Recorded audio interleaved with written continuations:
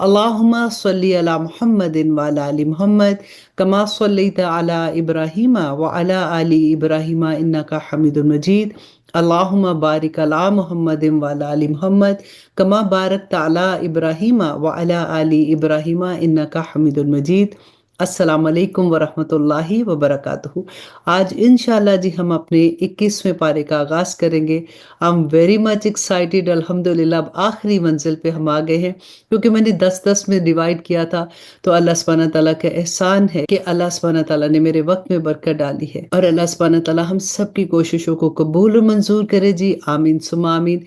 तो आइए शुरू करते हैं। आऊज़ु बिल्लाहि मिनश शैतानिर रजीम, बिस्मिल्लाहिर रहमानिर रहीम। उतलु मा ऊहिया इलैका मिनल किताब। ए पैगंबर, जो किताब आपकी तरफ वही की गई है उसकी तलावत करो। व अकीमुस सलाह, और नमाज कायम करो। इन्नस सलाता तन्हा अनिल फहशाई वल मुनकर, कि बेशक नमाज जो है वो बेहयाई और बुरे कामों से रोकती है।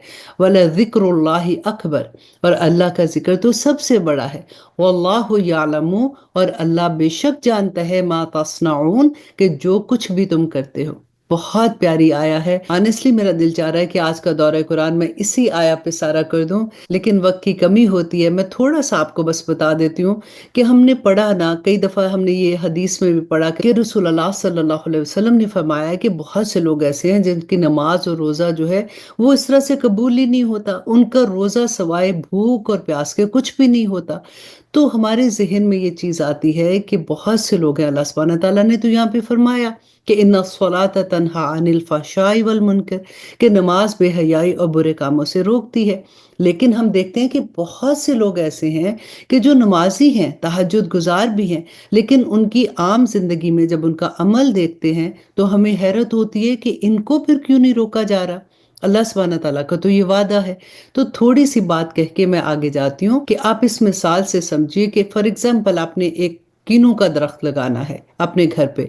तो आप उसको जब लगाते हैं, उसका बीज लगाते हैं, तो आपको ये लगता है कि ये बीज जो है ये निकलता ही नहीं है, बाहर फूटता ही नहीं है। अब फिर कोशिश करते हैं, अब फिर कोशिश करते हैं। देखिए, दरख्त तो आप लगाना चाह रहे हैं ना, आप कोशिश कर रहे हैं, लेकिन वो बीज जमीन से ऊपर उठता ही नहीं है।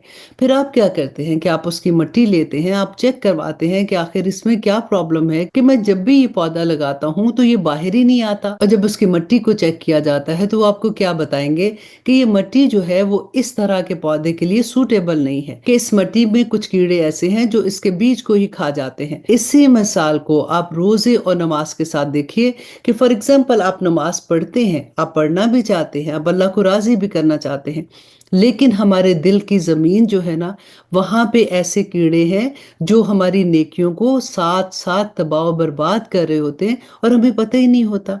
और वो कीड़े कौन से हैं? ये एग्जाम्पल मैं इसलिए आपको दे रही हूँ कि हमें आसानी से समझ आ जाए। वो कीड़े ये हैं कि हम झूठ बोल देते हैं, हम चुगली लगा देते हैं, किसी का हक मार देते हैं, अदल नहीं करते। जिन चीजों से अल्लाह सुब्हानहू तआला ने मना किया है उसको कर रहे होते हैं और एहसास भी नहीं होता कि हम अल्लाह सुब्हानहू तआला के अहकामात का इनकार कर रहे हैं। तो ये तमाम के तमाम कीड़े जो है ना, ये हमारे नेक अमाल को खा जाते हैं। इसीलिए हमारी नमाजें हमारे सर के ऊपर से ही नहीं उठती हैं। इसीलिए हमारे रोजे जो हैं वो भूख और प्यास के सिवा कुछ नहीं होते।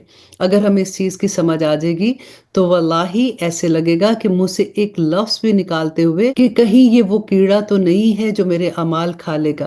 क्योंकि अल्लाह सुब्हानहू तआला का तो वादा है कि तुम्हारी नमाजें तुम्हें बेहयाई से रोकेंगी। तो फिर हमें इस बात पे सोचना चाहिए। तो चलिए आगे चलते हैं। आया नंबर 46 में अल्लाह सुब्हानहू तआला फरमाते हैं, और मुसलमानों, अहले किताब से बहस ना करो मगर ऐसे तरीके से जो बेहतरीन हो।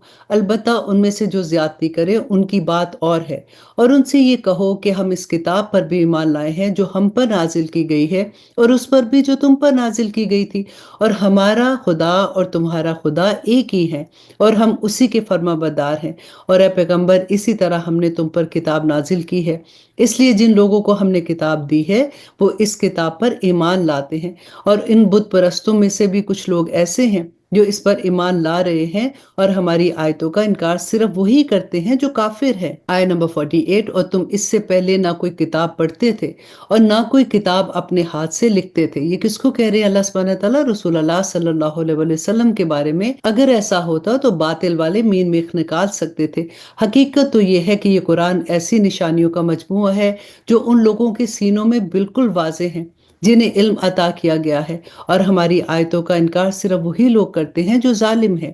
اور یہ لوگ کہتے ہیں کہ ان پیغمبر صلی اللہ علیہ وسلم پر ان کے پروردگار کی طرف سے نشانیاں کیوں نہیں اتاری گئی؟ اے پیغمبر، ان سے کہہ دو کہ نشانیاں صرف اللہ کے پاس ہیں، اور میں تو ایک واضح طور پر خبردار کرنے والا ہوں۔ اور آیت نمبر 51، بھلا کیا ان کے لیے یہ نشانی کافی نہیں ہے کہ ہم نے تم پر کتاب اتاری ہے جو ان کو پڑھ کر سنائی جاتی ہے؟ یقیناً ان میں ان لوگوں کے لیے بڑی رحمت و نصیحت ہے جو ماننے والے ہیں۔ کہہ دو کہ میرے اور تمہارے درمیان گواہی دینے کے لیے اللہ کافی ہے۔ اسے ان تمام چیزوں کا علم ہے جو آسمانوں اور زمین میں موجود ہیں۔ اور جو لوگ باطل پر ایمان لائے ہیں اور اللہ کا انکار کیا ہے، وہی ہیں جو سخت نقصان اٹھانے والے ہیں۔ اور یہ لوگ تم سے عذاب کی جلدی مچا رہے ہیں۔ اگر عذاب کا ایک وقت مقرر نہ ہوتا تو ان پر ضرور عذاب آ جاتا، اور وہ آئے گا ضرور، مگر اتنا اچانک کہ ان کو پتہ بھی نہیں چلے گا۔ یہ تم سے عذاب کی جلدی مچا رہے ہیں، اور یقیناً جہنم ان کو گھیرے میں لے لے گی اس دن جب عذاب ان پر اوپر سے بھی چھا جائے گا اور ان کے پاؤں کے نیچے سے بھی، اور کہے گا کہ چکھو ان کاموں کا مزہ جو تم کرتے تھے۔ اور آیت نمبر 56، اے میرے بندو جو ایمان لا چکے ہو، یقین جانو کہ میری زمین بہت وسیع ہے، لہٰذا خالص میری عبادت کرو۔ ہر جان کو موت کا ذائقہ تو چکھنا ہے، پھر ہماری طرف ہی تم سب کو لوٹ کر آنا ہے۔ اور جو لوگ ایمان لائے ہیں اور انہوں نے نیک عمل کیے ہیں، ان کو ہم ضرور جنت میں ایسے بالا خانوں میں آباد کریں گے جن کے نیچے نہریں بہتی ہیں، جہاں وہ ہمیشہ ہمیشہ رہیں گے۔ بہترین اجر ہے ان عمل کرنے والوں کا جنہوں نے صبر سے کام لیا اور جو اپنے پروردگار پر بھروسہ کرتے ہیں۔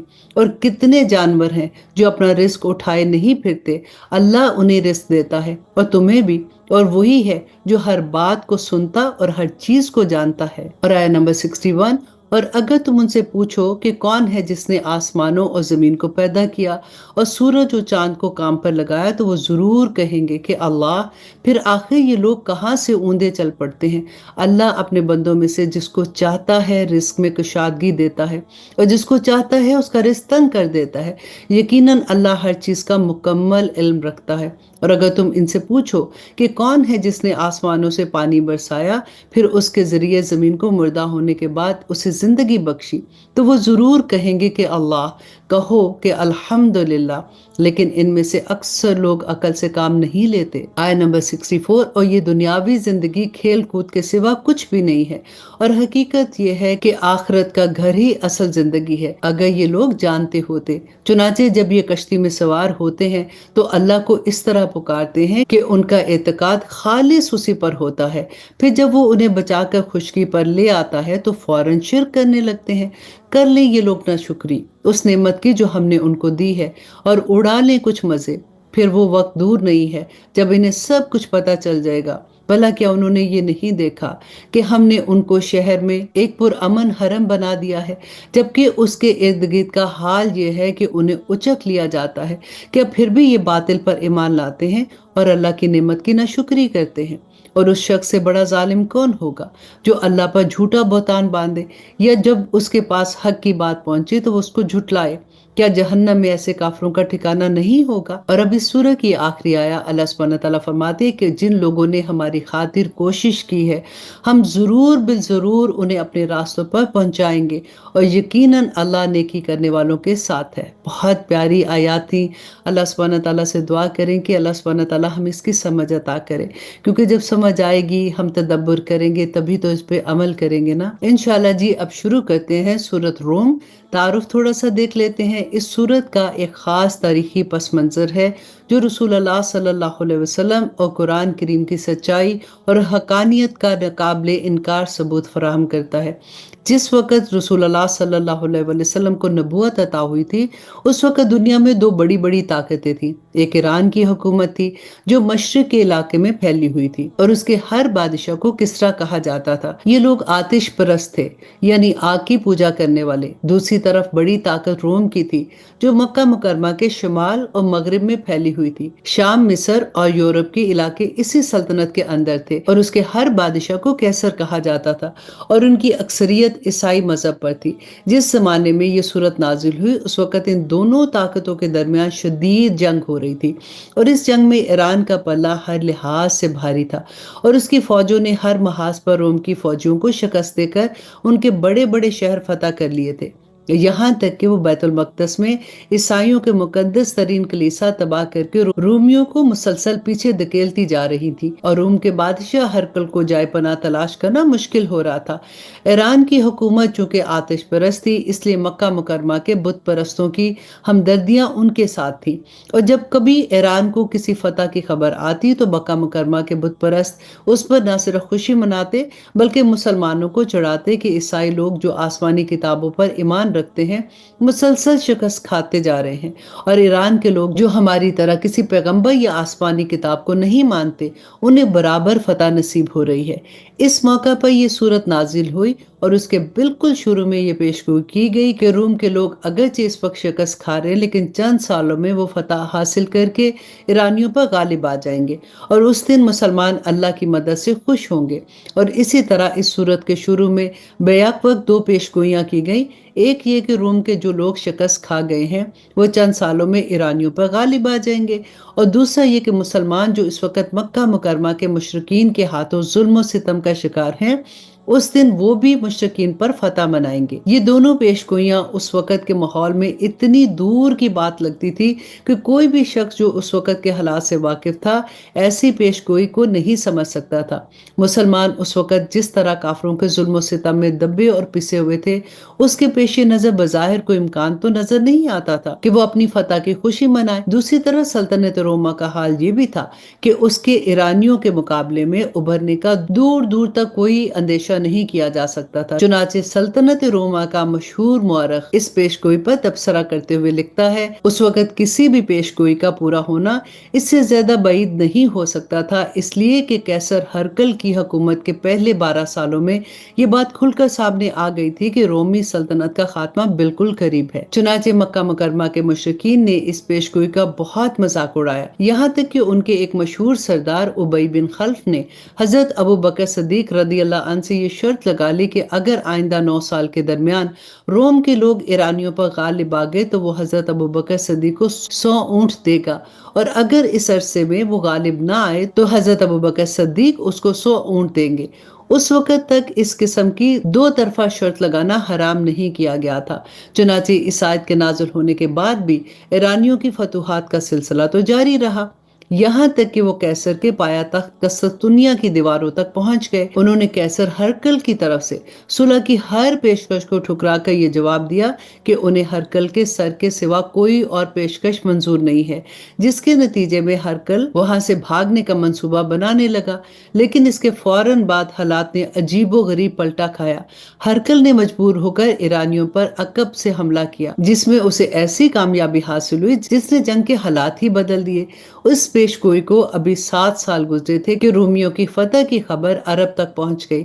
جس وقت یہ خبر پہنچی یہ ٹھیک وہ وقت تھا جب بدر کے میدان میں رسول اللہ صلی اللہ علیہ وسلم نے قریش مکہ کے لشکر کو عبرتناک شکست دی تھی، اور مسلمانوں کو اس فتح پر غیر معمولی خوشی حاصل ہوئی تھی۔ اسی طرح قرآن کریم کی دونوں پیشگوئیاں کھلی آنکھوں اس طرح پوری ہوئیں جن کا بظاہر کوئی امکان نظر نہیں آتا تھا، اور اس سے رسول اللہ صلی اللہ علیہ وآلہ وسلم اور قرآن کریم کی سچائی روز روشن کی طرح واضح ہوگی۔ اسی وقت ابی بن خلف نے حضرت ابو بکر صدیق سے شرط لگائی تھی، وہ مر چکا تھا، لیکن اس کے بیٹے نے شرط کے مطابق 100 اونٹ حضرت ابو بکر صدیق کو ادا کیے، اور چونکہ اس وقت جوئے کی حرمت آ چکی تھی اور دو طرفہ شرط جوئے ہی کی ایک شکل ہے، اس لیے رسول اللہ صلی اللہ علیہ وسلم نے حضرت ابو بکر صدیق کو حکم دیا کہ وہ اونٹ خود استعمال کرنے کے بجائے صدقہ کر دیں۔ اس پیشگوئی کے علاوہ اس صورت میں اسلام کے بنیادی عقائد तौहीद, रसालत और आखिरत को मुख्तलिफ दलाइल से साबित किया गया है और मुखालिफिन की तरदीद की गई है। आऊज़ु बिल्लाहि मिनश शैतानिर रजीम, बिस्मिल्लाहिर रहमानिर रहीम। ये सूरा भी मक्की सूरा है और इसमें 60 आयतें और 6 रुकू हैं। शुरू अल्लाह के नाम से जो बड़ा मेहरबान और निहायत रहम करने वाला है। अलिफ लाम मीम हरूफ मुक़त्तात हैं। गुलिबत रूम, रूमी लोग करीब की सरजमीन में मगलूब हो गए हैं और वो अपने मगलूब होने के बाद अनकरीब गालिब आ जाएंगे चंद ही सालों में। अल्लाह सुब्हानहू व तआला फरमाते हैं कि सारा इख्तियार अल्लाह का ही है, पहले भी और बाद में भी। और उस दिन ईमान वाले अल्लाह की दी हुई फतह से खुश होंगे। वो जिसको चाहता है फतह देता है और वही साहिब इक़्तिदार भी है और बड़ा मेहरबान भी है। ये अल्लाह का किया हुआ वादा है। अल्लाह अपने वादे के खिलाफ नहीं करता, लेकिन अक्सर लोग नहीं जानते। दुनियावी जिंदगी के सिर्फ ज़ाहिरी रुख को जानते हैं और आखिरत के बारे में उनका ख्याल ये है कि वो इनसे बिल्कुल गाफिल है। भला क्या उन्होंने अपने दिलों में गौर नहीं किया कि अल्लाह ने आसमान और ज़मीन को और उसके दरमियान पाए जाने वाली हर चीज़ को बगैर किसी बरहक मकसद के और कोई मियाद मुकर्रर किए बगैर पैदा नहीं किया। और बहुत से लोग हैं कि अपने परवरदिगार से जा मिलने के मुनकर हैं। और आया नंबर 9, क्या ये लोग जमीन पर चलते फिरते नहीं हैं ताकि वो ये देखते कि इनमें से पहले जो लोग थे उनका अंजाम कैसा हुआ। वो ताकत में इनसे ज्यादा मजबूत थे और उन्होंने जमीन को भी जोता था और जितना इन लोगों ने उसको आबाद किया उससे ज्यादा उन्होंने इसको आबाद किया था। और उनके पास इनके पैगंबर खुले खुले दलाइल लेकर आए थे। चुनाचे अल्लाह तो ऐसा नहीं था कि उन पर जुल्म करे, लेकिन वो खुद अपनी जानों पर जुल्म करते रहे। फिर जिन लोगों ने बुराई की थी उनका अंजाम भी बुरा हुआ, क्योंकि उन्होंने अल्लाह की आयतों को झुटलाया था और वो उनका मजाक उड़ाते थे। अल्लाह ही मखलूक की इब्तदा करता है और वही उसको दोबारा भी पैदा करेगा। फिर तुम सब उसके पास वापस बुलाए जाओगे और जिस दिन क़यामत बर्पा होगी उस दिन मुजरिम लोग नाउमीद हो जाएंगे। और आय नंबर 13, और उन्होंने जिसको अल्लाह का शरीक मान रखा था उनमें से कोई उसका सिफारिशी नहीं होगा और खुद ये लोग अपने माने हुए शरीकों से मुनकर हो जाएंगे। और जिस दिन क़यामत बर्पा होगी उस रोज लोग मुख्तलिफ किस्मों में बढ़ जाएंगे। चुनाचे जो लोग ईमान लाए थे उन्होंने नेक अमल किए थे, उनको जन्नत में ऐसी खुशखबरियां दी जाएंगी जो उनके चेहरों से जाहिर होंगी। और जिन लोगों ने कुफर को अपना लिया था, हमारी आयतों को और आखिरत का सामना करने को झुटलाया था, तो ऐसे लोगों को अजाब में धर लिया जाएगा। लिहाजा अल्लाह की तस्बीह करो उस वक़्त भी जब तुम्हारे पास शाम आती है और उस वक़्त भी जब तुम पर सुबह तलू होती है, और उसी की हम्द होती है आसमान में भी और जमीन में भी। और सूरज ढलने के वक्त भी उसकी तस्बीह करो और उस वक़्त भी जब तुम पर जोहर का वक्त आता है। और आया नंबर 19, वो जानदार को बेजान से निकालता है और बेजान को जानदार से निकाल लेता है और वो जमीन को उसके मुर्दा होने के बाद जिंदगी बख्शता है और इसी तरह तुमको कब्रों से निकाल लिया जाएगा। और उसकी कुदरत की एक निशानी ये भी है कि उसने तुमको मट्टी से पैदा किया, फिर तुम देखते ही देखते इंसान बनकर जमीन में फैले पड़े हो। और उसकी एक निशानी ये भी है कि उसने तुम्हारे लिए तुम ही में से बीवियां पैदा की ताकि तुम उसके पास जाकर सुकून हासिल करो और तुम्हारे दरमियान मोहब्बत और रहमत के जज्बात रखती है। अब यहाँ पे गौर कीजिए कि अल्लाह सुब्हानहू व तआला ने फरमाया कि तुम ही में से तुम्हारी बीवियां पैदा की। क्यों पैदा की? ताकि तुम उनके पास जाके सुकून हासिल करो। और आगे देखिए अल्लाह सुब्हानहू व तआला फरमाते हैं, यकीनन उसमें उन लोगों के लिए बड़ी निशानियां हैं जो गौर और फिक्र से काम लेते हैं। आया नंबर 22, और उसकी निशानियों का एक हिस्सा आसमान और जमीन की पैदाइश और तुम्हारी जुबानों और रंगों का इख्तलाफ भी है। यकीनन इसमें दानिशमंदों के लिए बड़ी निशानियां हैं। और इसकी निशानियों का एक हिस्सा तुम्हारा रात और दिन के वक्त सोना और अल्लाह का फजल तलाश करना है। यकीनन इसमें उन लोगों के लिए बड़ी निशानियां हैं जो बात सुनते हैं। और उसकी एक निशानी ये है कि वो तुम्हें बिजली की चमक दिखाता है जिससे डर भी लगता है और उम्मीद भी होती है। और आसमान से पानी बरसाता है जिसके जरिए वो जमीन को उसके मुर्दा हो जाने के बाद जिंदगी बख्शता है।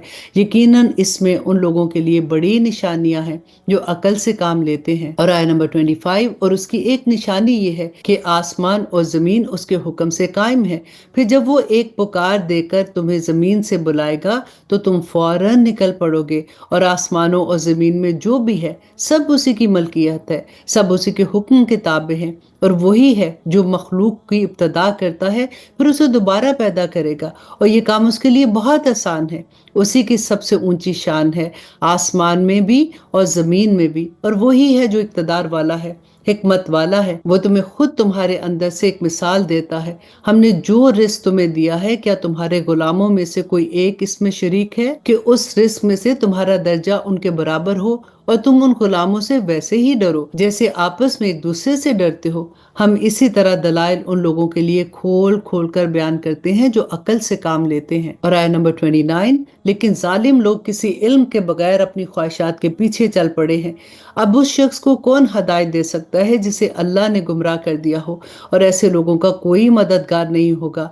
लिहाजा तुम यकसू होकर अपना रुख उस दीन की तरफ कायम रखो, अल्लाह की बनाई हुई उस फितरत पर चलो जिस पर उसने तमाम लोगों को पैदा किया।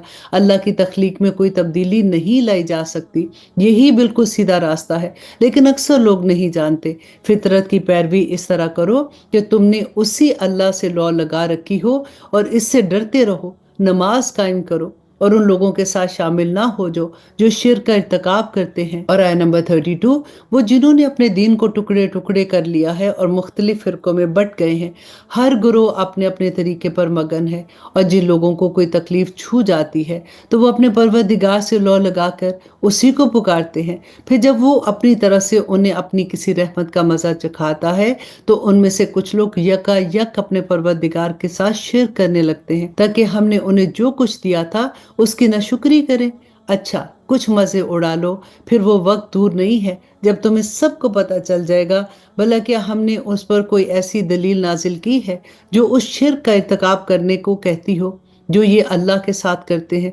और जब हम लोगों को रहमत का मजा चखाते हैं तो वो इस पर एतराज आते हैं, और अगर उन्हें खुद अपने हाथों के करतूतों की वजह से कोई बुराई पहुंचती है तो जरा सी देर में मायूस होने लगते हैं। और आया नंबर 37, क्या उन्होंने ये नहीं देखा कि अल्लाह जिसके लिए चाहता है रिस्क को शादा कर देता है और जिसके लिए चाहता है तंग कर देता है। इसमें यकीनन उन लोगों के लिए बड़ी निशानियां हैं जो ईमान लाएंगे। लिहाजा तुम रिश्तेदारों को उनके हक दो, मस्कीनों और मुसाफिरों को भी, और जो लोग अल्लाह की खुशनुदी चाहते हैं उनके लिए ये बेहतर है, और वही हैं जो फलाह पाने वाले हैं। और ये जो तुम सूद देते हो ताकि वो लोगों के माल में शामिल होकर बढ़ जाए, तो वो अल्लाह के नजदीक बढ़ता नहीं है। और जो ज़कात तुम अल्लाह की खुशनुदी हासिल करने के लिए इरादे से देते हो, तो जो लोग भी ऐसा करते हैं वो है जो अपने माल को कई गुना बढ़ा लेते हैं। अल्लाह वो है जिसने तुम्हें पैदा किया, फिर उसने तुम्हें रिस्क अता किया, फिर वही तुम्हें मौत देता है, और फिर वही तुम्हें जिंदा भी करेगा। जिसको तुमने अल्लाह का शरीक माना हुआ है, क्या उनमें से कोई है जो इनमें से कोई काम करता हो? पाक है वो, और बहुत बुलंदो बदतर उस शिर्क से जिसका इर्तिकाब ये लोग करते हैं। आय नंबर 41, लोगों ने अपने हाथों जो कमाई की इसकी वजह से खुशकी और तरी में फसाद फैला, ताकि उन्होंने जो काम किए हैं अल्लाह उनमें से कुछ का मजा उन्हें चखाए, शायद वो बाज आ जाए। ऐ पैगंबर, इनसे कहो कि जमीन में चल फिर कर देखो, देखो कि जो लोग पहले गुजरे हैं उनका कैसा अंजाम है। उनमें से अक्सर मुशरिक थे। लिहाजा तुम अपना रुख सही दीन की तरफ कायम रखो, कबल इसके कि वो वक्त आ जाए जिसके टलने का अल्लाह की तरफ से कोई इम्कान नहीं है। उस दिन लोग अलग अलग हो जाएंगे। जिसने कुफर किया है उसका कुफर उसी पर पड़ेगा, और जिन लोगों ने नेक अमल किया है वो अपने लिए ही रास्ता बना रहे हैं। और आया नंबर 45, नतीजा ये है कि अल्लाह उन लोगों को अपने फजल से जजा देगा जो ईमान लाए हैं और उन्होंने नेक अमल किए हैं। यकीनन अल्लाह काफरों को पसंद नहीं करता। और उस अल्लाह की कुदरत की एक निशानी ये भी है कि वो हवाएं भेजता है जो बारिश की खुशखबरी लेकर आती हैं, और इसलिए भेजता है ताकि तुम्हें अपनी रहमत का मजा चखाए, और ताकि कश्तियां उसके हुक्म से पानी में चले और तुम उसका फजल तलाश करो और शुक्र अदा करो। और ए पैगंबर, हमने तुमसे पहले भी बहुत से पैगंबर उनकी कौमों के पास भेजे, चुनाचे वो उनके पास खुले खुले दलाइल लेकर आए। फिर जिन्होंने जुर्म का इर्तिकाब किया था हमने उनसे इंतकाम लिया, और हमने ये जिम्मेदारी ली थी कि ईमान वालों की मदद करेंगे। आया नंबर 48, कि अल्लाह ही वो है जो हवाएं भेजता है, चुनाचे वो बादल को उठाती हैं, फिर वो इस बादल को जिस तरह चाहता है आसमान में फैला देता है और उसे कई तहों वाली घटा में तब्दील कर देता है। तब तुम देखते हो कि इसके दरमियान से बारिश बरसती है। चुनाचे जब वो अपने बंदों में से जिनको चाहता है वो बारिश पहुंचा देता है, और वो अचानक खुशियां मनाने लगते हैं। हालांकि इससे पहले जब तक ان کے پاس بارش نہیں برسی تھی تو وہ نا امید ہو رہے تھے۔ اب ذرا اللہ کی رحمت کے اثرات دیکھو کہ وہ زمین کو اس کے مردہ ہونے کے بعد کس طرح زندگی بخشتا ہے۔ حقیقت یہ ہے کہ وہ مردوں کو زندہ کرنے والا ہے اور وہ ہر چیز سے پوری طرح قادر ہے، اور اگر ہم نقصان دہ ہوا چلا دیں جس کے نتیجے میں وہ اپنے کھیت کو پیلا پڑا ہوا دیکھیں تو اس کے بعد یہ ناشکری کرنے لگے۔ غرض ہے پیغمبر، تم مردوں کو اپنی بات نہیں سنا سکتے اور نہ بہروں کو اپنی پکار سنا سکتے ہو جب وہ پیٹ پھیر کر جا رہے ہوں۔ اور آیت نمبر 53، اور نہ تم اندھوں کو ان کی گمراہی سے نکال کر راستے پر ڈال سکتے ہو، تم تو انہی لوگوں کو اپنی بات سنا سکتے ہو جو ہماری آیتوں پر ایمان لائے پھر فرما بردار بن جائے۔ اللہ وہ ہے جس نے تمہاری تخلیق کی ابتدا کمزوری سے کی، پھر کمزوری کے بعد طاقت عطا کی، پھر طاقت کے بعد دوبارہ کمزوری اور بڑھاپا طاری کر دیا۔ وہ جو چاہتا ہے پیدا کرتا ہے، اور وہی ہے جس کا علم بھی کامل ہے اور قدرت بھی کامل ہے۔ اور جس دن قیامت برپا ہوگی اس دن مجرم لوگ قسم کھا لیں گے کہ وہ برزخ میں ایک گھڑی سے زیادہ نہیں رہے۔ اسی طرح وہ دنیا میں بھی اوندے چلا کرتے تھے۔ جن لوگوں کو علم اور ایمان عطا کیا گیا ہے وہ کہیں گے کہ تم اللہ کی لکھی ہوئی تقدیر کے مطابق حشر کے دن تک برزخ میں رہے ہو۔ اب یہ وہی حشر کا دن ہے لیکن تم لوگ یقین نہیں لاتے تھے۔ چنانچہ جن لوگوں نے ظلم کی راہ اپنائی تھی اس دن ان کی معذرت انہیں کوئی فائدہ نہیں دے گی، اور نہ ان سے یہ کہا جائے گا کہ اللہ کی ناراضگی دور کرو۔ اور آیت نمبر 58، اور حقیقت یہ ہے کہ ہم نے اس قرآن میں لوگوں کو سمجھانے کی خاطر ہر قسم کی باتیں بیان کی ہیں، اور اے پیغمبر ان کا حال یہ ہے کہ تم ان کے پاس کوئی بھی نشانی لے آؤ، یہ کافر لوگ پھر بھی یہی کہیں گے کہ تم کچھ بھی نہیں ہو بلکہ غلط کار ہو۔ اللہ اسی طرح ان لوگوں کے دلوں پر ٹھپا لگا دیتا ہے جو سمجھ سے کام نہیں لیتے ہیں۔ اور اب اس سورہ کی آخری آیت اللہ سبحانہ تعالیٰ فرماتے ہیں، لہٰذا اے پیغمبر تم صبر سے کام لو، یقین جانو کہ اللہ کا وعدہ سچا ہے، اور ایسا ہرگز نہیں ہونا چاہیے کہ جو لوگ یقین نہیں کرتے ان کی وجہ سے تم ڈھیلے پڑ جاؤ۔ الحمدللہ یہاں پہ ہماری سورت روم ختم ہوتی ہے۔ اب شروع کرتے ہیں سورت لقمان۔ تھوڑا سا تعارف دیکھ لیتے ہیں۔ یہ سورہ بھی مکہ مکرمہ کے اس دور میں نازل ہوئی جب رسول اللہ صلی اللہ علیہ وسلم اور قرآن کے بارے میں کفار مکہ کی مخالفت اپنے شباب پر تھی، اور کافروں کے سردار ہیلے بہانوں سے تشدد کر رہے تھے اور اسلام کا راستہ روکنے کی کوشش کر رہے تھے۔ قرآن کریم کے اثر انگیز اسلوب جب لوگوں کے دلوں پر اثر انداز ہوتے تو ان کی توجہ اس سے ہٹانے کے لیے انہیں قصے کہانیاں اور شعر و شاعری میں الجھانے کی کوشش کرتے، جس کا تذکرہ اس سورت کی آیت نمبر 6 میں کیا گیا ہے۔ حضرت لقمان اہل عرب کے ایک بڑے عقل مند اور دانشور کی حیثیت سے مشہور تھے۔ ان کی حکیمانہ باتوں کو اہل عرب بڑا وزن دیتے تھے، یہاں تک کہ شاعروں نے اپنے اشعار میں ان کو ایک حکیم کی حیثیت سے تذکرہ کیا۔ قرآن کریم نے اس صورت میں یہ واضح فرمایا کہ لقمان جیسے حکیم اور دانشور جن کی عقل اور حکمت کا تم بھی لوہا مانتے ہو، وہ بھی توحید کے قائل تھے، اور انہوں نے اللہ سبحانہ تعالیٰ کے ساتھ کبھی کوئی شرک نہیں کیا، اور اپنے بیٹے کو وصیت کی تھی کہ تم بھی کبھی شرک نہ کرنا۔ اس ضمن میں اس صورت نے ان کی اور ان کی کئی قیمتی نصیحتیں ذکر فرمائی ہیں جو انہوں نے اپنے بیٹے کو کی تھی۔ دوسری طرف مکہ مکرمہ کے مشرکین کا حال یہ تھا کہ وہ اپنی اولاد کو توحید اور نیک عمل کی نصیحت تو کیا کرتے، انہیں شرک پر مجبور کرتے تھے، اور اگر ان کی اولاد میں سے کوئی مسلمان ہو جاتا تو اس پر دباؤ ڈالتے تھے کہ وہ دوبارہ شرک کو اختیار کر لے۔ اسی مناسبت سے حضرت لقمان کی نصیحتوں کے درمیان آیت نمبر 14 اور 15 میں اللہ سبحانہ تعالیٰ نے ایک بار پھر وہ اصول بیان فرمایا ہے جو پچھلی سورت عنکبوت کی آیت نمبر 8 اور 29 میں بھی گزرا ہے کہ والدین کی عزت اور اطاعت اپنی جگہ، لیکن اگر وہ اپنی اولاد کو شرک اختیار کرنے کے لیے دباؤ میں ڈالیں تو ان کا کہنا ماننا جائز نہیں ہے۔ اس کے علاوہ یہ سورت توحید کے دلائل اور آخرت کی یاد دہانی پر مشتمل ہے۔ تو شروع کرتے ہیں جی، اعوذ باللہ من الشیطان الرجیم، بسم اللہ الرحمن الرحیم، شروع اللہ کے نام سے جو بڑا مہربان اور نہایت رحم کرنے والا ہے۔ یہ سورت مکی ہے اور اس میں 34 آیتیں اور 4 رکوع ہیں۔ الف لام میم حروف مقطعات ہیں۔ تلک آیات الکتاب الحکیم، یہ اس حکمت والی کتاب کی آیتیں ہیں جو نیک لوگوں کے لیے ہدایت اور رحمت بن کر آئی ہے۔ وہ نیک لوگ جو نماز قائم کرتے ہیں، زکوٰۃ ادا کرتے ہیں اور آخرت کا پورا یقین رکھتے ہیں، وہی ہیں جو اپنے پروردگار کی طرف سے سیدھی راہ پر ہیں، اور وہی ہیں جو فلاح پانے والے ہیں۔ اور کچھ لوگ وہ ہیں جو اللہ سے غافل کرنے والی باتوں کے خریدار بنے ہوئے ہیں تاکہ ان کے ذریعے لوگوں کو اللہ کی راہ سے بھٹکا دے اور اس کا کا مذاق اڑائیں، ان لوگوں کو وہ عذاب ہوگا جو ذلیل کر کے رکھ دے گا۔ اور جب ایسے شخص کے سامنے ہماری آیتیں پڑھ کر سنائی جاتی ہیں تو وہ پورے تکبر کے ساتھ منہ موڑ لیتے ہیں، جیسے انہیں سنائی نہیں دیا گیا، گویا ان کے دونوں کان بہرے ہو گئے، لہٰذا ان کو ایک دکھ دینے والے عذاب کی خوشخبری سنا دو۔ آیت نمبر 8، البتہ جو لوگ ایمان لائے ہیں اور انہوں نے نیک عمل کیے ہیں ان کے لیے نعمتوں کے باغات ہیں جن میں وہ ہمیشہ رہیں گے، یہ اللہ کا سچا وعدہ ہے، اور وہ اقتدار کا بھی مالک ہے اور حکمت کا بھی مالک ہے۔ اس نے آسمانوں کو ایسے ستونوں کے بغیر پیدا کیا جو تمہیں نظر نہیں آتے، اور زمین میں پہاڑوں کو گاڑ دیا تاکہ وہ تمہیں لے کر ڈگمگائے نہیں، اور اس میں ہر قسم کے جانور پھیلا دیے۔ اور آیت نمبر 10، اور ہم نے آسمان سے پانی برسایا اور اس زمین میں ہر قابل قدر قسم کی نباتات اگائیں، یہ ہے اللہ کی تخلیق۔ اب ذرا مجھے بتاؤ کہ اللہ کے سوا کسی نے کیا پیدا کیا؟ بات دراصل یہ ہے کہ یہ ظالم لوگ کھلی گمراہی میں مبتلا ہیں، اور ہم نے لقمان کو دانائی عطا کی تھی اور ان سے کہا تھا کہ اللہ کا شکر ادا کرتے رہو، اور جو کوئی اللہ کا شکر ادا کرتا ہے وہ خود اپنے فائدے کے لیے شکر ادا کرتا ہے، اور اگر کوئی اللہ کی ناشکری کرے تو اللہ بڑا بے نیاز ہے، بذات خود قابل تعریف ہے۔ اور آیت نمبر 13، اور وہ وقت یاد کرو جب لقمان نے اپنے بیٹے کو نصیحت کرتے ہوئے کہا تھا کہ اے میرے بیٹے، اللہ کے ساتھ شرک نہ کرنا، یقین جانو کہ شرک بہت بھاری ظلم ہے، اور ہم نے انسان کو اپنے والدین کے بارے میں یہ تاکید کی ہے کیونکہ ان کی ماں نے اپنی کمزوری پر کمزوری برداشت کر کے اسے پیٹ میں رکھا، اور 2 سال میں اس کا دودھ کا پینا۔ اللہ سبحانہ تعالیٰ فرماتے ہیں کہ تم میرا شکر ادا کرو اور اپنے والدین کا بھی، اور میرے پاس ہی تمہیں واپس لوٹ کر بھی آنا ہے۔ اور آیت نمبر 15، اور اگر وہ تم پر یہ زور ڈالیں کہ تم میرے ساتھ کسی کو خدائی میں شریک قرار دو جس کی تمہارے پاس کوئی دلیل نہیں، تو ان کی بات مت مانو،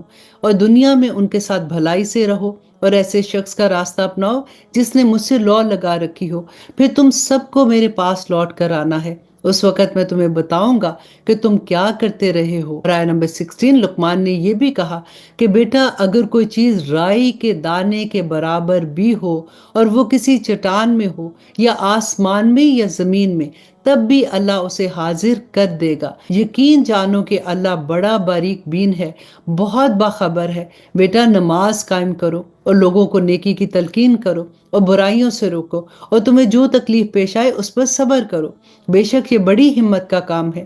اور لوگوں کے سامنے غرور سے اپنے گال مت پھیلاؤ اور زمین میں اتراتے ہوئے مت چلنا، یقین جانو کہ اللہ کسی اترانے والے شیخی باز کو پسند نہیں کرتا۔ اور اپنی چال میں اعتدال اختیار کرو اور اپنی آواز آہستہ رکھو۔ اور آیت نمبر 19، بے شک سب سے بری آواز گدھے کی آواز ہے۔ کیا تم لوگوں نے یہ نہیں دیکھا کہ آسمان اور زمین میں جو کچھ ہے اسے اللہ نے تمہارے کام میں لگا رکھا ہے، اور تم پر اپنی ظاہری اور باطنی نعمتیں پوری طرح نچھاور کی ہیں؟ پھر بھی انسانوں میں سے کچھ لوگ ایسے ہیں جو اللہ کے بارے میں بحثیں کرتے ہیں، جبکہ ان کے پاس نہ تو کوئی علم ہے، نہ ہدایت ہے، اور نہ کوئی ایسی کتاب ہے جو روشنی دکھائے۔ اور جب ان سے کہا جاتا ہے کہ اس چیز کی اتباع کرو جو اللہ نے اتاری ہے، تو کہتے ہیں نہیں، بلکہ ہم تو اس طریقے کے پیچھے چلیں گے جس پر ہم نے اپنے باپ دادا کو پایا ہے۔ بھلا اگر شیطان ان کے باپ دادوں کو بھڑکتی ہوئی آگ کے عذاب کی طرف بلاتا رہا ہو تو کیا تب بھی وہ انہی کے پیچھے چلیں گے؟ اور آیت نمبر 22، اور جو شخص فرما بردار بن کر اپنا رخ اللہ کی طرف کر دے اور نیک عمل کرنے والا ہو تو اس نے یقیناً بڑا مضبوط کنڈا تھام لیا، اور تمام کاموں کا آخری انجام اللہ ہی کے حوالے ہے۔ اور اے پیغمبر، جس کسی نے کفر اپنا لیا ہے تمہیں اس کا کفر صدمے میں نہ ڈالے، آخر انہیں ہمارے پاس ہی لوٹ کر آنا ہے، ہم بھی انہیں بتائیں گے کہ انہوں نے کیا کیا ہے۔ یقیناً اللہ سینوں میں چھپی ہوئی باتوں کو خوب جانتا ہے۔ ہم انہیں کچھ مزہ اڑانے کا موقع دے رہے ہیں، پھر ہم انہیں ایک سخت عذاب کی طرف کھینچ کر لے آئیں گے۔ اور اگر تم ان سے پوچھو کہ وہ کون ہے جس نے آسمان و زمین کو پیدا کیا، تو ضرور کہیں گے کہ اللہ، تو کہو الحمدللہ، اس کے باوجود ان میں سے اکثر لوگ سمجھ سے کام نہیں لیتے۔ اور آیت نمبر 26، اللہ ہی کا ہے جو کچھ آسمان اور زمین میں ہے، بے شک اللہ ہی ہے جو سب سے بے نیاز ہے، بذات خود قابل تعریف ہے۔ اور اب بہت پیاری آیا، اللہ سبحانہ تعالیٰ فرماتے ہیں کہ زمین میں جتنے درخت ہیں اگر وہ قلم بن جائے، اور جو سمندر ہے اس کے علاوہ 7 اور سمندر اس کے ساتھ مل جائیں اور وہ روشنائی بن کر اللہ کی صفات لکھیں، تب بھی اللہ کی باتیں ختم نہیں ہوں گی۔ حقیقت یہ ہے کہ اللہ اقتدار کا بھی مالک ہے اور حکمت کا بھی مالک ہے۔ تم سب کو پیدا کرنا اور دوبارہ زندہ کرنا اللہ کے لیے ایسا ہی ہے جیسے ایک انسان کو پیدا کرنا اور دوبارہ زندہ کرنا۔ یقیناً اللہ ہر بات سنتا اور ہر چیز دیکھتا ہے۔ کیا تم نے نہیں دیکھا کہ اللہ رات کو دن میں داخل کرتا ہے اور دن کو رات میں داخل کرتا ہے، اور اس نے سورج اور چاند کو کام میں لگا رکھا ہے کہ ہر ایک مقررہ سمت کی طرح روا دوا ہے؟ کیا تمہیں یہ معلوم نہیں ہے کہ اللہ پوری طرح باخبر ہے کہ تم کیا کرتے ہو؟ یہ سب کچھ اس لیے ہے کہ اللہ ہی کا وجود سچا ہے، اور اس کے علاوہ جن معبودوں کو یہ مشرک پکارتے ہیں وہ بے بنیاد ہے، اور اللہ ہی وہ ہے جس کی شان بہت اونچی ہے اور جس کی ذات بھی بہت بڑی ہے۔ آیت نمبر 31، کیا تم نے نہیں دیکھا کہ کشتیاں سمندر میں اللہ کی مہربانی سے چلتی ہیں تاکہ وہ تمہیں اپنی کچھ نشانیاں دکھائے؟ یقیناً اس میں ہر اس شخص کے لیے بہت سی نشانیاں ہیں جو صبر کا پکا اعلی درجے کا شکر گزار ہے۔ اور جب موجیں سائبانوں کی طرح ان پر چڑھ آتی ہیں تو وہ اللہ کو اس طرح پکارتے ہیں کہ اس وقت ان کا اعتقاد خالص اللہ پر ہوتا ہے۔ پھر جب وہ اس کو بچا کر خشکی پر لے آتا ہے تو ان میں سے کچھ ہیں جو راہ راست پر رہتے ہیں، باقی پھر شرک کرنے لگتے ہیں۔ اور ہماری آیتوں کا انکار وہی شخص کرتا ہے جو پکا بد عہد اور پرلے درجے کا ناشکرا ہے۔ اے لوگو، اپنے پروردگار کی ناراضگی سے بچو اور ڈرو اس دن سے جب کوئی باپ اپنے بیٹے کے کام نہیں آئے گا، اور نہ کسی بیٹے کی یہ مجال ہوگی کہ وہ اپنے باپ کے ذرا بھی کام آ جائے۔ یقین جانو کہ اللہ کا وعدہ سچا ہے، اس لیے ایسا ہرگز نہ ہونے پائے کہ یہ دنیاوی زندگی تمہیں دھوکے میں ڈال دے، اور ایسا ہرگز نہ ہونے پائے کہ وہ شیطان تمہیں اللہ کے معاملے میں دھوکے میں ڈال دے، جو سب سے بڑا دھوکے باز ہے۔ اور اب اس سورہ کی آخری آیت، اللہ سبحانہ تعالیٰ فرماتے کہ یقیناً قیامت کی گھڑی کا علم اللہ ہی کے پاس ہے، وہی بارش برساتا ہے اور وہی جانتا ہے کہ ماؤں کے پیٹ میں کیا ہے، اور کسی جان کو یہ نہیں پتا کہ وہ کل کیا کمائے گا، اور نہ کسی جان کو یہ پتا ہے کہ کون سی زمین میں اسے موت آئے گی۔ بے شک اللہ ہر چیز کا مکمل علم رکھتا ہے، ہر بات سے پوری طرح باخبر ہے۔ الحمدللہ، یہاں پہ ہماری سورت لقمان مکمل ہوتی ہے، اور اب شروع کرتے ہیں سورت السجدہ، اور تھوڑا سا تعارف دیکھ لیتے ہیں کہ اس سورت کا مرکزی مضمون اسلام کے بنیادی عقائد یعنی توحید اور رسول اللہ صلی اللہ علیہ وسلم کی رسالت اور آخرت کا اثبات ہے۔ اس کے علاوہ جو کفار عرب ان عقائد کے مخالفت کرتے تھے، اس سورت میں ان کے اعتراضات کا جواب بھی دیا گیا ہے اور ان کا انجام بھی بتایا گیا ہے، کیونکہ اس سورت کی آیت نمبر 15 سجدے کی آیت ہے، یعنی جو شخص بھی اس کی تلاوت کرے یا سنے اس پر سجدہ تلاوت واجب ہے، اس لیے اس کا نام سورۃ سجدہ رکھا گیا ہے۔ صحیح بخاری کی ایک حدیث میں ہے کہ رسول اللہ صلی اللہ علیہ وسلم جمعے کے دن نماز فجر کی پہلی رکعت میں بکثرت یہ سورت پڑھا کرتے تھے، اور مسند احمد کی حدیث میں ہے کہ آپ رات کو سونے سے پہلے 2 سورتوں کی تلاوت ضرور فرماتے تھے، ایک یہ سورۃ سجدہ اور دوسری سورۃ ملک۔ تو آئیے شروع کرتے ہیں۔ اعوذ باللہ من الشیطان الرجیم، بسم اللہ الرحمن الرحیم۔ یہ سورہ مکی سورہ ہے اور اس میں 30 آیتیں ہیں اور 3 رکوع ہیں۔ شروع اللہ کے نام سے جو بڑا مہربان اور نہایت رحم کرنے والا ہے۔ الف لام میم حروف مقطعات ہیں۔ تنزیل الکتاب لا ریب فیہ من رب العالمین، رب العالمین کی طرف سے یہ ایک ایسی کتاب اتاری جا رہی ہے جس میں کوئی شک کی بات نہیں ہے۔ کیا لوگ یہ کہہ رہے ہیں کہ پیغمبر نے اسے خود گھڑ لیا ہے؟ نہیں، اے پیغمبر، یہ تو وہ حق ہے جو تمہارے پروردگار کی طرف سے اس لیے آیا ہے کہ تم اس کے ذریعے ان لوگوں کو خبردار کرو جس کے پاس تم سے پہلے کوئی خبردار کرنے والا نہیں آیا، تاکہ وہ صحیح راستے پر آ جائے۔ اللہ وہ ہے جس نے آسمانوں اور زمین کو اور اس کے درمیان ساری چیزوں کو 6 دن میں پیدا کیا، پھر اس نے عرش پر استوا فرمایا۔ اور آیت نمبر 4 میں اللہ سبحانہ تعالیٰ فرماتے ہیں کہ اس کے سوا نہ تو تمہارا کوئی رکھوالا ہے اور نہ ہی کوئی سفارشی ہے۔ کیا پھر بھی تم کسی نصیحت پر دھیان نہیں دیتے ہو؟ وہ آسمان سے لے کر زمین تک ہر کام کا انتظام خود کرتا ہے، پھر وہ کام ایک ایسے دن میں اس کے پاس اوپر پہنچ جاتا ہے جس کی مقدار تمہاری گنتی کے حساب سے 1000 سال ہوتی ہے۔ اور آیت نمبر 6 میں اللہ سبحانہ تعالیٰ فرماتے ہیں کہ وہ ہر چھپی اور کھلی چیز کو جاننے والا ہے، جس کا اقتدار بھی کامل ہے، اس کی رحمت بھی کامل ہے۔ اس نے جو چیز بھی پیدا کی ہے خوب جانتا ہے اسے، اور انسان کی تخلیق کی ابتدا गारे से की, फिर उसकी नस्ल एक नुचड़े हुए हकीर पानी से चलाई, फिर उसे ठीक ठीक करके उसमें अपनी रूह फूंकी। और ऐ इंसानों, तुम्हारे लिए कान, आंखें और दिल पैदा किए, तुम लोग शुक्र थोड़ा ही करते हो। और ये लोग कहते हैं कि जब हम जमीन में खत्म हो जाएंगे तो क्या उस वक्त हम कोई नए जन्म में पैदा होंगे। बात दरअसल ये है कि ये लोग अपने परवरदिगार से जा मिलने का इनकार करते हैं। कह दो, तुम्हें मौत का वो फरिश्ता पूरा पूरा वसूल कर लेगा जो तुम पर मुकर्रर किया गया है, फिर तुम्हें वापस तुम्हारे परवरदिगार के पास ले जाएगा। और काश कि तुम वो मंजर देखो जब ये मुजरिम लोग अपने रब के सामने सर झुकाए हुए खड़े होंगे, कह रहे होंगे कि ऐ हमारे परवरदिगार, हमारी आंखें और हमारे कान खुल गए हैं, इसलिए हमें दुनिया में दोबारा भेज दीजिए ताकि हम नेक अमल करें। हमें अच्छी तरह यकीन आ चुका है। और आयत नंबर 13 में अल्लाह सुब्हानहू तआला फरमाते हैं कि अगर हम चाहते तो हर शख्स को पहले ही हदायत दे देते, लेकिन ये बात जो मेरी तरफ से कही गई थी तय हो चुकी थी कि मैं जहन्नम को जिन्नात और इंसान सबसे जरूर भर दूंगा। अब जहन्नम का मजा चखो, क्योंकि तुमने अपने इस दिन के सामने करने को भुला दिया था, हमने भी तुम्हें भुला दिया है। जो कुछ तुम करते रहे हो इसके बदले अब हमेशा का अजाब चखो।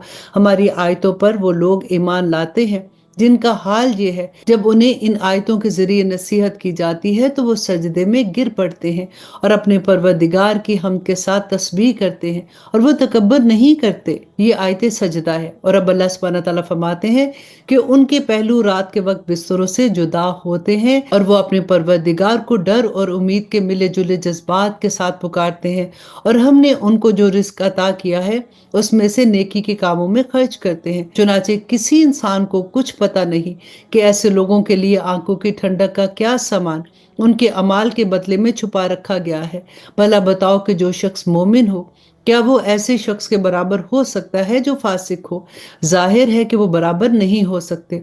चुनाचे जो लोग ईमान लाए हैं और उन्होंने नेक अमल किए हैं, उनके लिए मुस्तकिल क़याम के बागात हैं जो उनको पहली मेहमानी के तौर पर ही दे दिए जाएंगे। और उन अमाल के सिले में जो वो करते रहे वो लोग जिन्होंने नाफरमानी की है, तो उनके मुस्तकिल क़याम की जगह जहन्नम है। और आयत नंबर 20, जब भी वो इस जहन्नम से निकलना चाहेंगे उन्हें वहीं वापस लौटा दिया जाएगा और उनसे कहा जाएगा कि आग के जिस अजाब को तुम झुटलाया करते थे, अब चखो इसका मजा। और उस बड़े दिन के अजाब से पहले भी हम उन्हें कम दर्जे के अजाब का मजा भी जरूर चखाएंगे, शायद ये बाज आ जाए। और उससे बड़ा जालिम कौन होगा जिसको अपने परवरदिगार की आयतों के जरिए नसीहत की गई तो उसने उनसे मुंह मोड़ लिया।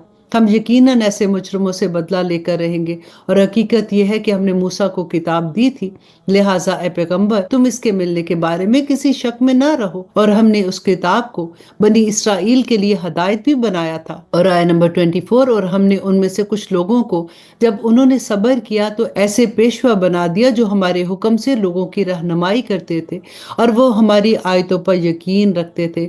यकीनन तुम्हारा परवरदिगार ही क़यामत के दिन उनके दरमियान उन बातों का फैसला करेगा जिनमें वो इख्तलाफ करते थे। और क्या इन काफरों को इन बातों से कोई हदायत नहीं मिली कि उनसे पहले कितनी कौमों को हमने हलाक कर दिया जिनके घरों में ये खुद चलते फिरते हैं। यकीनन उनमें इन लोगों के लिए बड़ी निशानियां हैं। तो क्या ये लोग सुनते नहीं हैं?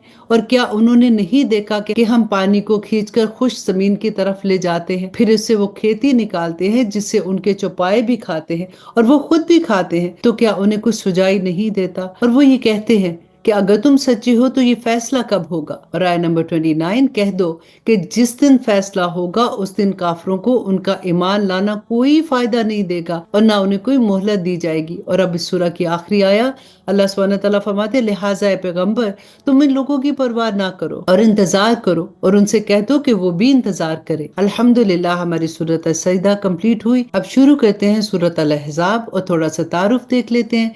ये सूरत रसूलुल्लाह सल्लल्लाहु अलैहि वसल्लम के मदीना मुनव्वरा हिजरत फरमाने के बाद चौथे और पांचवें साल के दरमियान नाजिल हुई। इसके पस मंजर में 4 वाक़यात खुसूसी अहमियत रखते हैं जिनका हवाला इस सूरत में आया है। इन चारों वाक़यात का मुख्तसर तारुफ देखते हैं कि पहला वाक़या जंग अहज़ाब का है जिसके नाम पर इस सूरत का नाम रखा गया है। जंग बदर और जंग ओहद की नाकामियों के बाद कुरैश के लोगों ने अरब के दूसरे कबाइल को भी रसूलुल्लाह सल्लल्लाहु अलैहि वसल्लम के खिलाफ उकसाया और उनका एक महाज बनाकर मदीना मुनव्वरा पर हमला किया।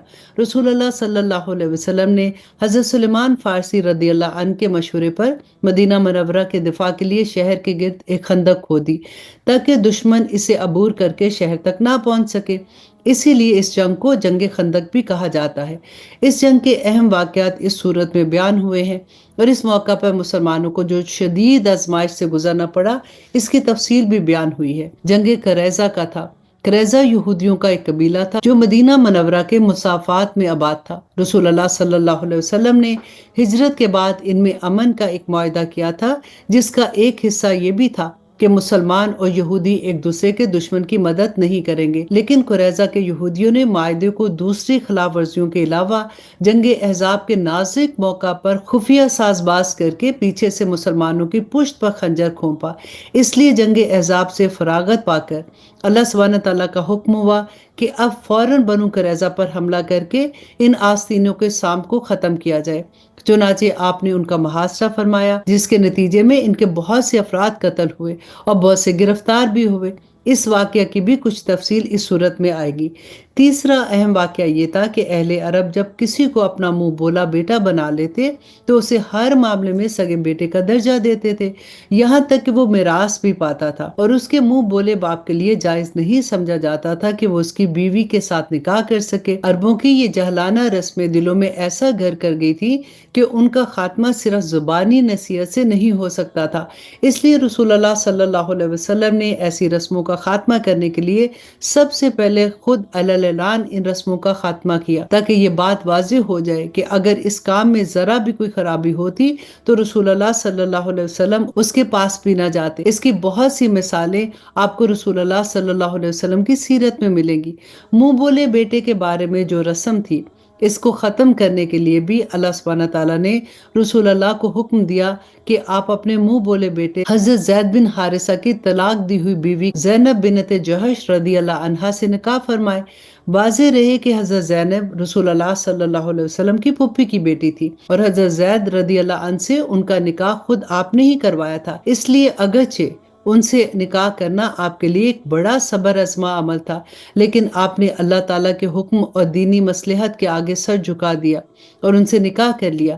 اسی نکاح کے ولیمے پہ حجاب یعنی پردے کے احکامات کا حکم بھی آیا تھا، جو اس صورت کا حصہ ہے۔ چوتھا واقعہ یہ ہے کہ رسول اللہ صلی اللہ علیہ وآلہ وسلم کی ازواج مطہرات نے اگرچہ ہر طرح کی سرد اور گرم حالات میں رسول اللہ کا بھرپور ساتھ دیا تھا، لیکن جب آپ کے پاس مختلف فتوحات کے نتیجے میں مالی طور پر وسعت ہو تو انہوں نے اپنے خرچے میں اضافے کا مطالبہ کر دیا۔ یہ مطالبہ عام حالات میں کسی بھی طرح کوئی ناجائز مطالبہ نہیں تھا، لیکن رسول اللہ صلی اللہ علیہ وسلم کی زوجیت کا شرف رکھنے والی ان مقدس خواتین کا مقام بلند اس قسم کے مطالبات سے بالا تر تھا۔ اس لیے صورت میں اللہ سبحانہ تعالیٰ نے ازواج مطہرات کو یہ اختیار دیا ہے کہ اگر وہ دنیا کی زیب و زینت چاہتی ہیں تو رسول اللہ صلی اللہ علیہ وسلم انہیں عزت کے ساتھ علیحدہ کرنے کو تیار ہے، اور اگر وہ رسول اللہ کے مشن کی ساتھی ہیں اور آخرت کے انعامات کی طلبگار ہیں تو پھر اس قسم کے مطالبات ان کو زیب نہیں دیتے ہیں۔ چنانچہ حضرت زینب رضی اللہ عنہا سے نکاح کے واقعہ پر کفار اور منافقین نے آپ کے خلاف اعتراضات کیے تھے، اس لیے اس صورت میں رسول اللہ صلی اللہ علیہ وسلم کا مقام بلند بتایا گیا ہے اور اطاعت کا حکم دے کر یہ واضح فرمایا گیا ہے کہ آپ جیسی عظیم شخصیت پر نادانوں کے یہ اعتراضات آپ کے بلند مقام میں ذرا برابر بھی کمی نہیں کر سکتے۔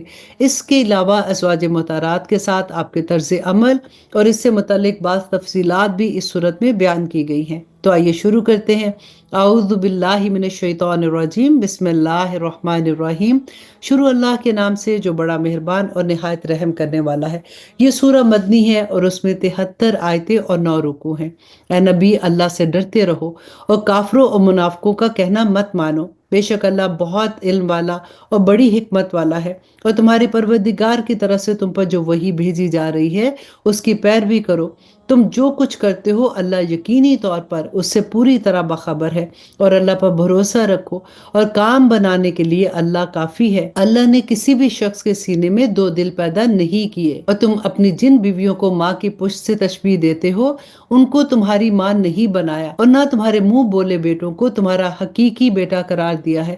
یہ تو باتیں ہی باتیں ہیں جو تم اپنے منہ سے کہہ دیتے ہو، اور اللہ وہی بات کہتا ہے جو حق ہے اور وہی صحیح راستہ بتلاتا ہے۔ تم ان منہ بولے بیٹوں کو ان کے اپنے باپوں کے نام سے پکارا کرو، یہی طریقہ اللہ کے نزدیک پورے انصاف کا ہے۔ اور آیت نمبر 5، اور اگر تمہیں ان کے باپ معلوم نہ ہو تو وہ تمہارے دینی بھائی اور تمہارے دوست ہیں، اور تم سے جو غلطی ہو جائے اس کی وجہ سے تم پر کوئی گناہ نہیں ہے، البتہ جو بات تم اپنے دلوں سے جان بوجھ کر کرو اس پر گناہ ہے، بے شک اللہ بہت بخشنے والا اور بڑا مہربان ہے۔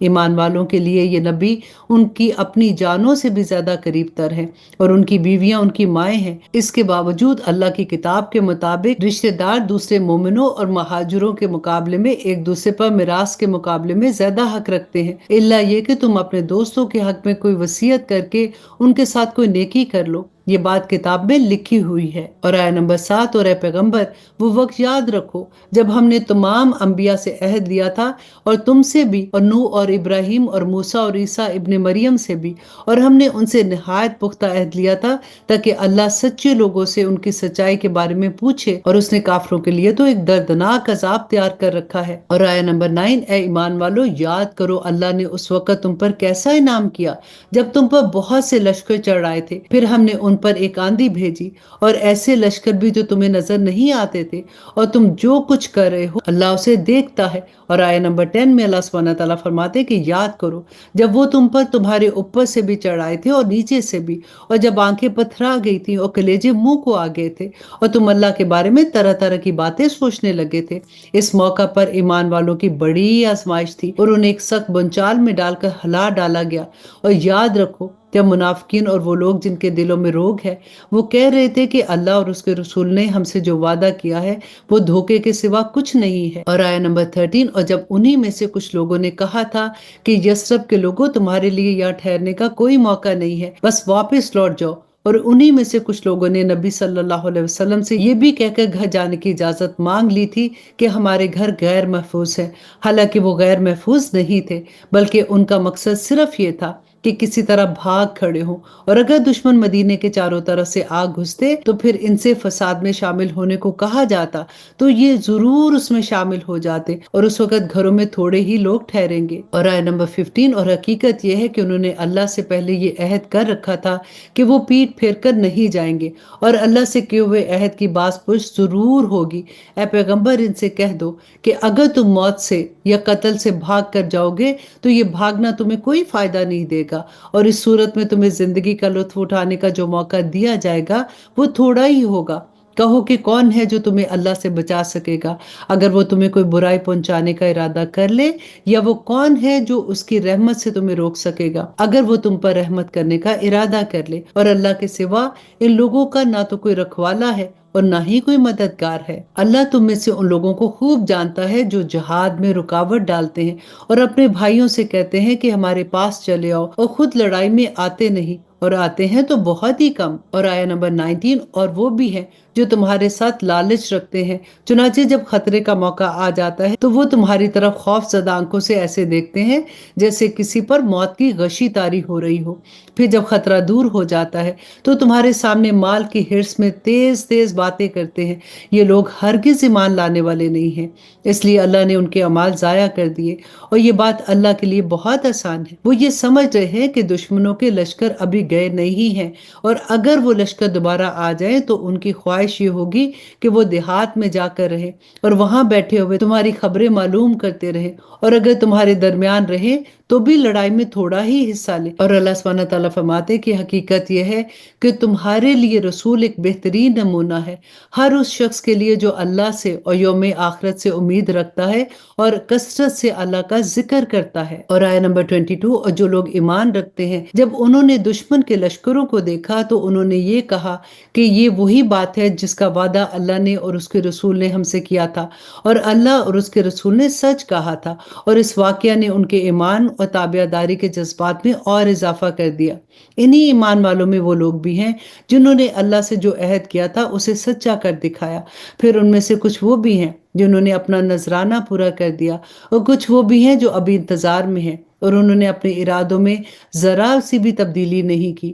یہ واقعہ اس لیے ہوا تاکہ اللہ سچوں کو ان کی سچائی کا انعام دے اور منافقوں کو اگر چاہے تو عذاب دے یا ان کی توبہ قبول کر لے۔ اللہ یقیناً بہت بخشنے والا اور بڑا مہربان ہے۔ اور آیت نمبر 25، اور جو لوگ کافر تھے اللہ نے انہیں ان کے سارے غیظ و غضب کے ساتھ اس طرح پسپا کر دیا کہ وہ کوئی فائدہ حاصل نہ کر سکے، اور مومنوں کی طرف سے لڑائی کے لیے اللہ خود ہی کافی ہے، اور اللہ بڑی قوت کا اور بڑے اقتدار کا مالک ہے۔ اور جن اہل کتاب نے ان دشمنوں کی مدد کی تھی انہیں اللہ ان کے قلعوں سے نیچے اتار لایا اور ان کے دلوں میں ایسا روب ڈال دیا کہ اے مسلمانوں، ان میں سے کچھ کو تو تم قتل کر رہے تھے اور کچھ کو قیدی بنا رہے تھے، اور اللہ نے تمہیں ان کی زمین کا اور ان کے گھروں کا اور ان کی دولت کا وارث بنا دیا، اور ایک ایسی زمین کا بھی جس تک کبھی تمہارے قدم نہیں پہنچے، اور اللہ ہر چیز پر پوری قدرت رکھتا ہے۔ اور آیت نمبر 28، اور اے نبی اپنی بیویوں سے کہو کہ اگر تم دنیاوی زندگی اور اس کی زینت چاہتی ہو تو آؤ، میں تمہیں کچھ تحفے دے کر خوبصورتی کے ساتھ رخصت کر دوں، اور اگر تم اللہ اور اس کے رسول اور عالم آخرت کی طلبگار ہو تو یقین جانو کہ اللہ نے تم میں سے نیک خواتین کے لیے شاندار انعام تیار کر رکھا ہے۔ اور اب اس پارہ کی آخری آیا کہ اے نبی کی بیویوں، کہ تم میں سے جو کوئی کسی کھلی بےہودگی کا ارتکاب کرے گی تو اس کا عذاب بڑھا کر دگنا کر دیا جائے گا، اور اللہ کے لیے ایسا کرنا بہت آسان ہے۔ اللہ اکبر۔ یہاں پہ الحمدللہ جی ہمارا 21واں پارہ کمپلیٹ ہوتا ہے۔ اللہ سبحانہ تعالیٰ سے دعا کرتے ہیں کہ یا پاک پروردگار، جو احکامات بھی ہم پڑھ رہے ہیں، جو نصیحتیں ہم جان رہے ہیں، اللہ سبحانہ تعالیٰ ان پہ عمل کرنا بھی ہم سب کے لیے آسان فرما دے۔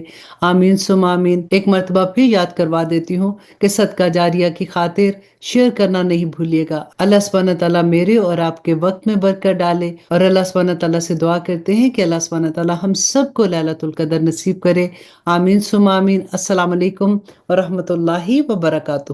آپ لوگوں سے میں ریکویسٹ کروں گی کہ آپ ہمارے چینل اسلام ود عائشہ کو سبسکرائب کر لیں تاکہ آپ کو وقت پر پتہ چلے کہ کون سا کورس کب ہو رہا ہے، کیونکہ جب بعد میں آپ کا میسج آتا ہے تو ہمارا کورس آلریڈی سٹارٹ